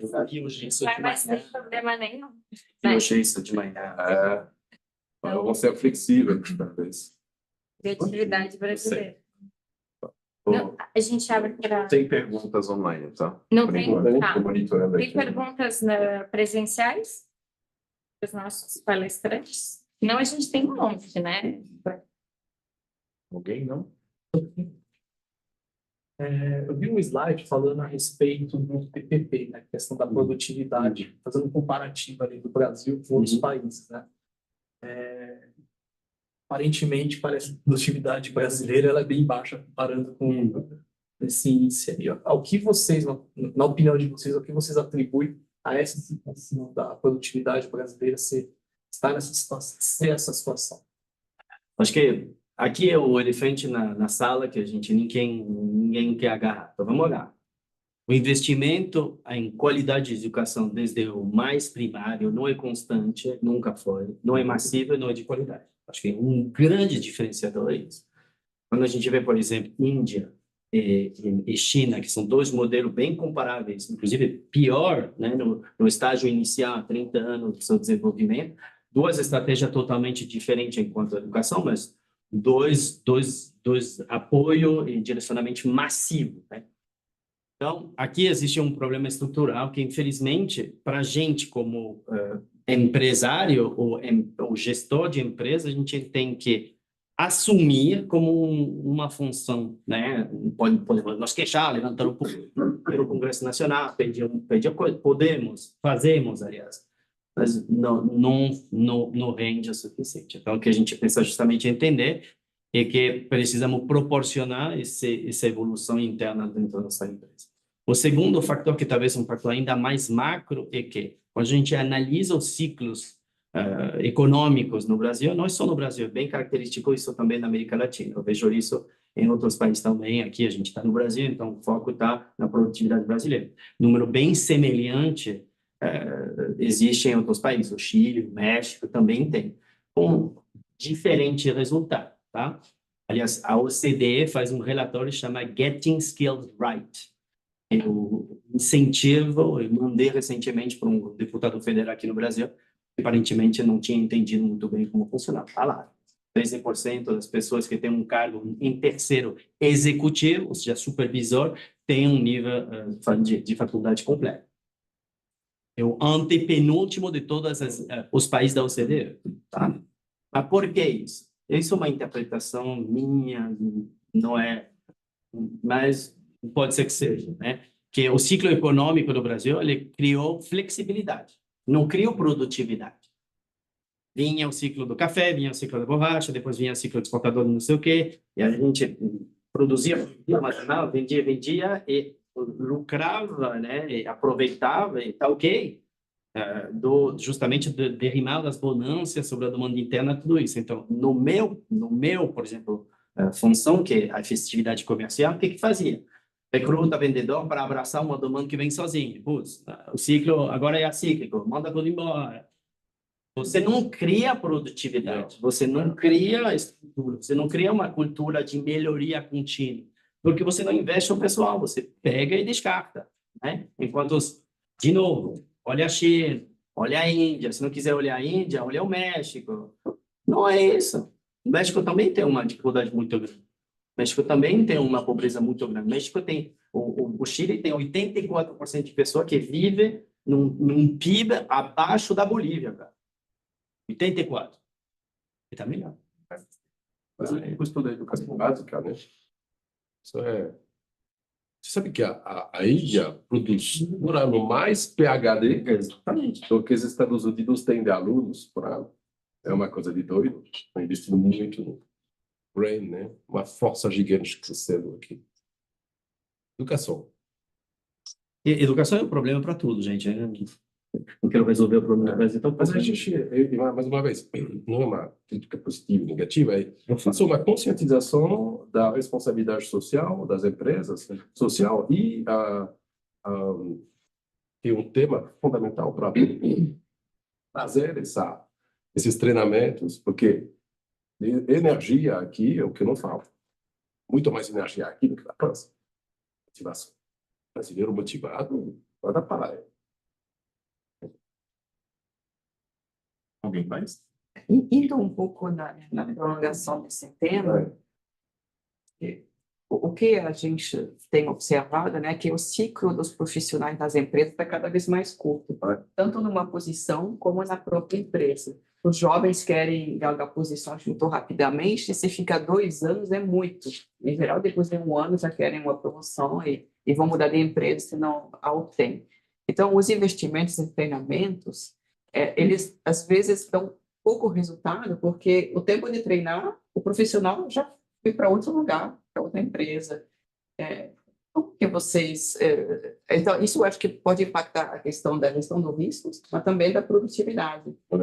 Como que O você... ponto é, tem um excelente estudo da Harvard que foi feito, saiu há 3 ou 4 meses atrás, sobre 18 países, 4 enfim, científico. É justamente mostrar que a maior facilidade de retenção é treinar as pessoas. O que vai gerar o vínculo, a primeira desistência é o meu chefe. Eu vou embora porque meu chefe, desculpa, não vou falar francês aqui, né? O primeiro fator de retenção é a empresa investindo. Então, isso é fato. Eu acho que, inclusive, exemplificamos aqui que o problema é ainda maior, pela escassez de talento. Então, o que acontece geralmente, né? De novo, né? O vendedor, para falar da minha função, o vendedor que funciona melhor, que mais sabe, que tem melhor resultado, que tem melhor destreza, o que ele faz?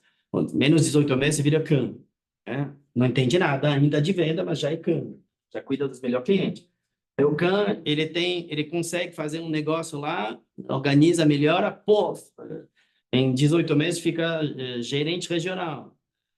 Depois ele fica diretor comercial. De novo, esse relatório da OCDE demonstra que você tem um nível o tempo de ciclo de posição que é muito acelerado aqui no Brasil comparado com o resto, e que logo tem toda uma delegação para cima das funções. Então, por exemplo, um diretor comercial na Europa, ele tem, quer dizer, um diretor comercial aqui, desculpa, do Brasil, ele faz a função do CAN. Ele vai lá e negocia, fecha contrato com o cliente.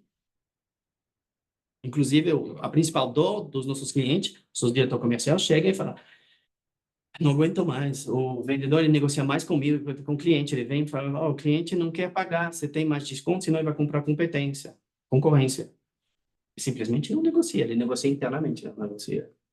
Então, o ponto é isso. Querem guardar, tá difícil, vai ser melhor para você se você justamente fideliza através de... E não é só treinamento, é pensar um modelo de gestão de competência, que competência eu preciso, onde vão as pessoas, qual é o seu potencial. Muitas vezes nesse trabalho, por exemplo, a gente achar exemplo, né? Pessoa que estava trabalhando em pricing, que não estava dando certo, foi avaliada em pricing e deu resultado medíocre. Mas o teste cognitivo de potencial era muito alto. Nossa base de dados dava que a pessoa tinha muito mais para marketing do que para pricing. Na entrevista de feedback com uma consultora nossa, ela balizou isso. Falou: estou estudando marketing, gostaria de marketing. Nesse mesmo instante, a recursos humanos da empresa estava procurando uma gerente de marketing. Fizemos o assessment dela como gerente de marketing e não ia ser demitida, mas estava em risco. Era um dilema organizacional ter essa pessoa como price. Reposicionamos, testamos a pessoa. Hoje faz 3 anos que é diretor de marketing. Tem esse assunto também que eu comentei da psicointeligência, né? E eu acho que essa moda que nós criamos nos 100 anos, crescer, cada vez mais possuir, cada vez mais ego, assim está com a população das empresas, todo mundo quer ser CEO. A gente vai ter 100 CEOs na empresa, não vai ter só... E ego total. Acho que deve ser a capacidade de proporcionar um ambiente, de ajudar as pessoas a passar do ego para a alma, trabalhar nessa espiritualidade não religiosa, do alinhamento entre o que eu falo, o que eu faço, quem sou eu, porque, de fato, a empresa é um organismo vivo, conectado, e tem muita... Porque todas as células, se as células do braço do coração, deve ser toda células do cérebro, você vai virar um pop, sabe aquele negócio que implode nele mesmo, né? Não funciona assim. Então, quem sou eu? Quais os meus talentos? Quem faz feliz simplesmente? Ser CEO mesmo? Talvez se eu sou um dia o melhor DRH do mundo, isso é muito bacana. O melhor diretor de produção. Talvez você encontrar para comigo, chegar um pouco esse trabalho sobre si mesmo, entender que e todo mundo, CEO é um cara que tem mais uma visão. Todo mundo não é visionário. Tem caras que são muito E pragmáticos. também tem uns Seja- CEOs que são muito ruins, né? Então, justamente, eles estão no lugar errado.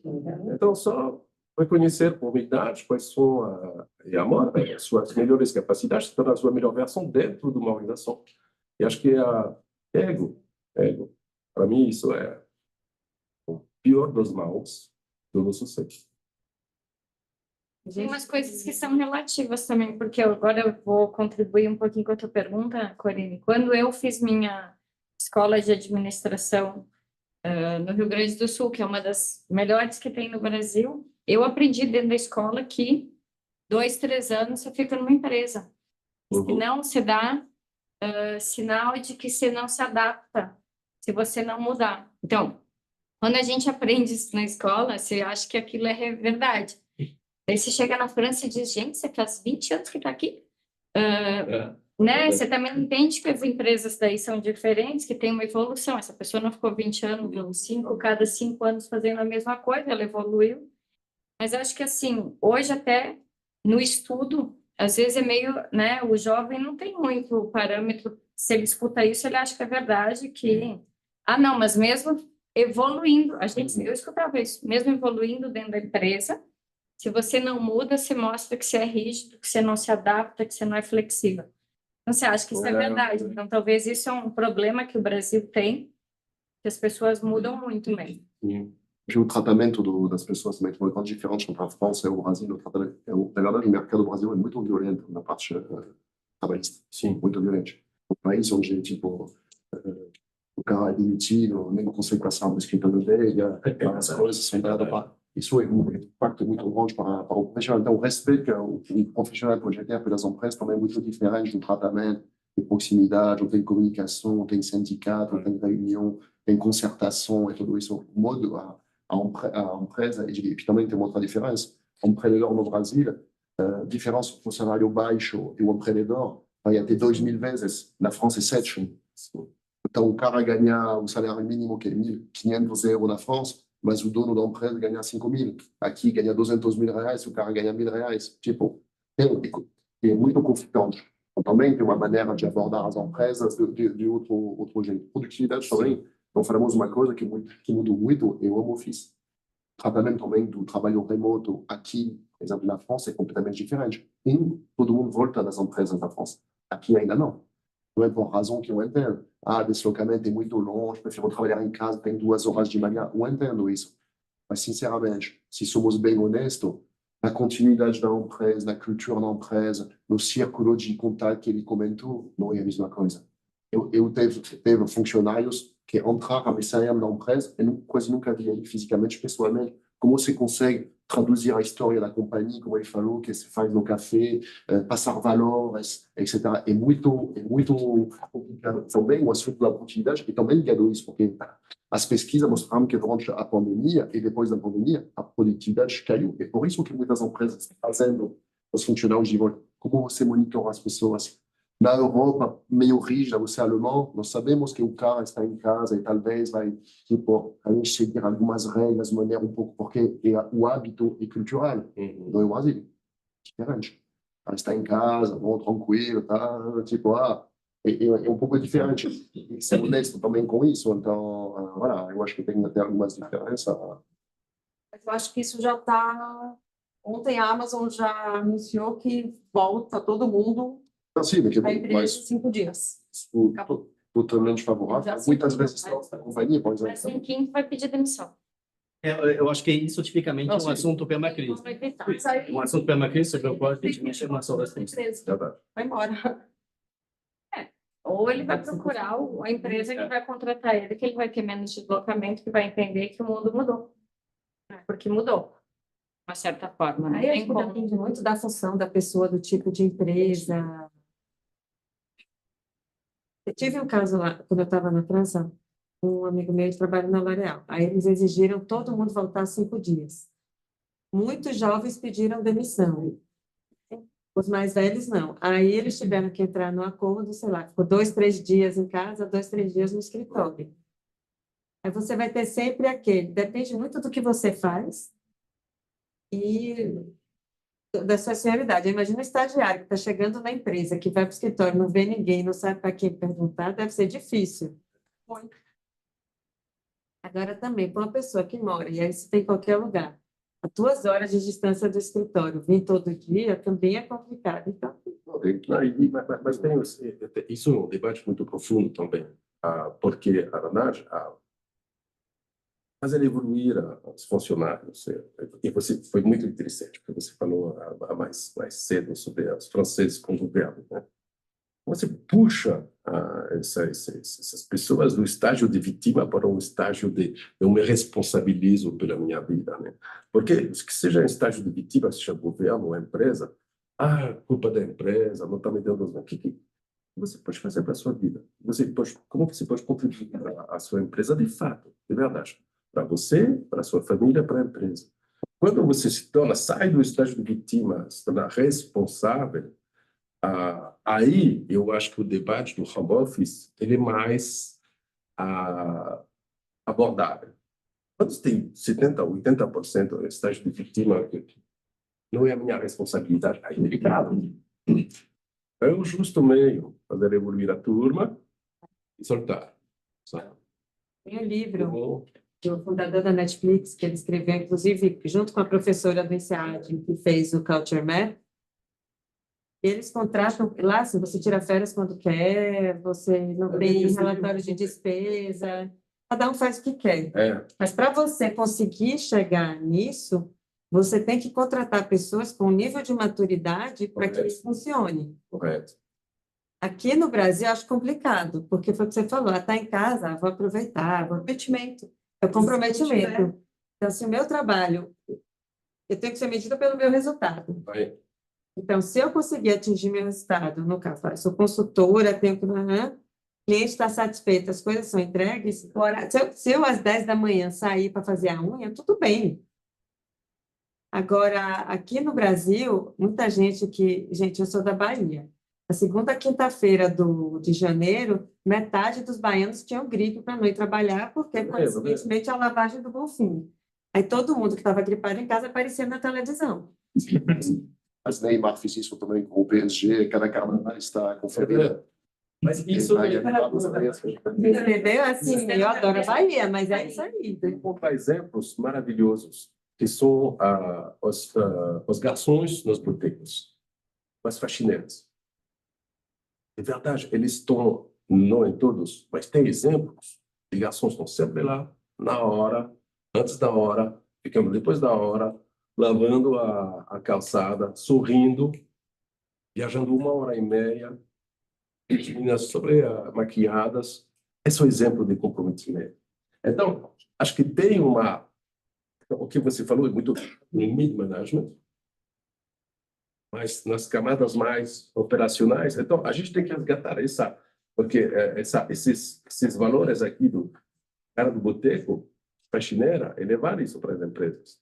Então, os caras estão se tornando essas coisas, tem uma coisa desalinhada aqui. Não é verdade? Tem que... E não sei o quê. Mas exatamente o que a gente está comentando aqui. O modelo de gestão por competência, o que é justamente? É você refletir sobre o que você espera, como você vê o que entrega tal função hoje, o que você espera dele no futuro. O fato de extornar isso, deixar explícito e apelar às pessoas, às vezes você está dizendo, em KPIs é isso, porque é assim que eu vou te monitorar. Vamos lá. Que KPI existe? Né? A maioria dos gestores que eu entrevisto nem sabe que competência incide sobre KPIs, que incide sobre o resultado das métricas do departamento deles. Começamos por aqui, né? Mas quando isso está bem definido, que a gente externaliza isso para o funcionário e que a gente trata ele como um adulto e que a gente proporciona justamente o treinamento, a mentoria, o coaching, enfim, que permite ele se enquadrar nisso, aparece o adulto, aparece o protagonista, aparece a motivação intrínseca e aparece o cara que é capaz de fazer todo esse processo remoto. Então, assim, não quero comprar a briga aqui, mas eu acho que está bem nesses assuntos que a gente está distinguindo. E nosso papel como responsável de organização, justamente, é se assegurar que está muito claro o que está sendo exigido na sua papel. E vai muito além do job description, que a pessoa, descrição de cargo, ela nem vê quando ela está sendo recrutada, com chance o seu manager entrega quando faz a indução e depois nunca mais sabe que ela está julgada por isso. A gente já passou do tempo. Parece, né? Então, Passamos. Tem que ter um online também. Mas não tem, se vocês quiserem, a gente continua, né? Então, a gente continua no café. A gente no café, não. Uma online. Né? Você pode continuar. Eu vou pegar online, que aí a presencial a gente faz no café depois. É do Jean-Michel Lartigue, e aí tem a ver com um assunto que vocês queriam abordar, a questão dos mais de 50 anos no mercado de trabalho, né? E o Jean-Michel ele levantou esse assunto de como vocês enxergam o fato de que vai ter cada vez mais idoso, na França já é o caso, mas no Brasil cada vez mais, né? Que são pessoas que têm desafios, né, físicos, cognitivos, etc.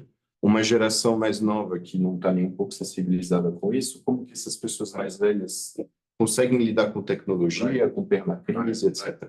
Nossa, são tantos temas.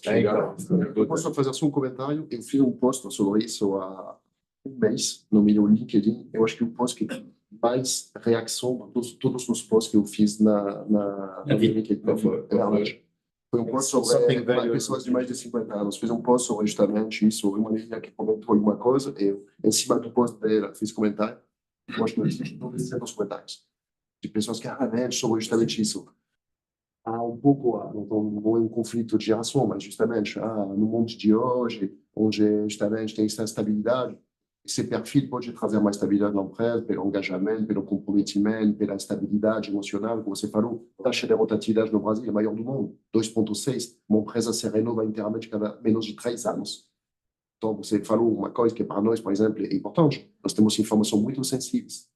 Como você faz com um cara que entra, vai ter acesso à informação ultra-sensível de uma companhia e vai sair, onde ele vai, o que vai fazer essa informação. Ele assina um contrato, enfim, tu coloca um pendrive, sai um fichier, tudo. Então, realmente o assunto tem país que é obrigado por lei, hoje, onde meio, desculpa, eu faço parte dessa faixa etária, como os três. Não, ainda não chegou. Quase, não cheguei, mas quase. Mas tem país que, como outros perfis, estão obrigando as empresas a ter um mínimo de funcionário de uma certa idade para esforçar um pouco a barra até acabar sendo uma coisa meio natural dentro das companhias. Tem dois temas. Tem um tema, e a gente volta na especialização. O executivo sênior é o melhor especialista de situação que existe. Mas uma vez, se você puxa as situações extremas, neurocirurgião, cirurgião do coração, os melhores são 50 para mais. Repetição. Especialista da situação, pilotos de caça, os caras não têm 20 anos, os caras estão na astronauta, astronauta. Essas situações extremas. E nós precisamos de líderes de impacto para resolver situações extremas em contexto de crise. Eu, 50 a mais, que são especialistas em situações, eu já fiz 3 CMN, fusões, integrações interculturais, já abri 10 fábricas, já resolvi tantos problemas. O cara é especialista de situação. Essa aqui é uma nova profissão que está chegando, que chama Open Talent, que são senhores, e que vem justamente completar os especialistas da marca no mercado de especialistas de situação. Uma nova profissão que está abrindo entre o CLT, com treinamentos, headhunters, especialista da marca, especialista de situação, organizações flexíveis e consultoria. Por isso que essa profissão é uma profissão que está crescendo a uns 20% por ano, que tem um potencial de uns 3 bilhões aqui na região, no Brasil. Segundo, tem outro fator que você falou, que é a programação mental. Isso foi interessante, porque se usa o velho, se usa idoso. Veio idoso, você falou? Eu falei que só tem velho no LinkedIn. E aí tirou preocupação. Isso é muito importante, como a gente programa a nossa cabeça. Porque, de fato, o que a gente pensa, a gente sente. O que a gente sente, a gente desenvolve. Tá? Tem que tomar. Então, o cara é sênior, né? E nós tivemos essa conversa. Eu fui numa reunião da Global, em Estocolmo. E aí tinha na sala, a gente estava fazendo um brainstorm. Tinha o americano, tem cara de 30, que tem 50 anos. Tinha eu, tem cara de 60, que tem 52. E tinha um francês. E a gente estava conversando de um shaping, sei lá, a gente estava fazendo uma reflexão de marketing, shaping the future. E a gente falou da shaping de fazer surf, né? E a gente começou, poxa, eu vou fazer surf, eu faço um surf, o americano poxa, eu ando de moto, tudo isso. E aí veio o francês, que tinha a nossa idade. Aí o cara falou, não, mas eu não tenho mais a idade. Eu falei, cara, olha só, aqui está falando com os americanos, seja norte ou sul, a gente está iniciando, a gente está fazendo boxe, a gente vai fazer bike, bicicleta, surf. A programação na Europa. E já não tenho mais a idade. Isso contínua, fala isso todo dia. Acorda assim, já não tenho mais a idade. Eu vou desenvolvedores. Eu vou adoecer. Não sei se de fato acontece, tá? Você morre. Acontece. Assim. Você cria o que você pensa. Então tem que... Óbvio, a gente tem um limite. Tem uma programação de 120 anos, que é muito curto. Mas a gente dá para prolongar muito. 50 anos, hoje é novo. É novo. E olha o que cara, um COO, uma integração, 74. Ela tem mais saúde do que é tudo na cabeça. E, óbvio que não, também tem ambiente. Mas o cara está saudável, ele é muito saudável. Tem mais. Tem 100. Ele é brasileiro? Brasileiro. Eu vou contribuir do jeito que eu me ocupa, que a proposta de valor é o retorno econômico, né? Então, assim, vamos lá. Primeiro, a gente precisa entender que esse mundo de resiliência ele está composto por diversidade. Então, um dos fatores essencial justamente para poder abraçar essa diversidade de situação que a gente pede na crise, que se amplia, que não é diversidade de pessoas. Aliás, serendipidade é a faculdade justamente de tomar contato com matérias e conhecimento que são opostos aos naturais nossos, que são opostos aos nossos currículos. E viver com a perplexidade de no primeiro abordagem, não entender. Daí gera as conexões que criam novas formas de fazer, novas formas de aprender, novas... Então, a diversidade é um pilar essencial da resiliência. A resiliência vai ter dentro do que a gente vai precisar fazer. Segundo, na pergunta está já claro uma inversão prevista da pirâmide de idade no Brasil.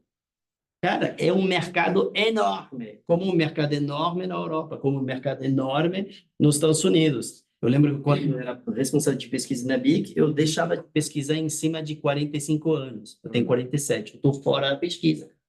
Por quê? Porque a gente tinha uma juvenite, né? A gente tinha um tropismo sobre jovem, porque a gente acha que por ter audiência no Instagram, eles estão governando. A realidade não é isso. Eles não são o único consumidor. E os senhores, você precisa de senhor para fazer propósito de valor para senhores. Não dá para o estagiário no Instagram fazer. Legal. Muito obrigado a vocês. Muito obrigada. Obrigado a quem assistiu online e até uma próxima com o próximo evento. Obrigado. Obrigada.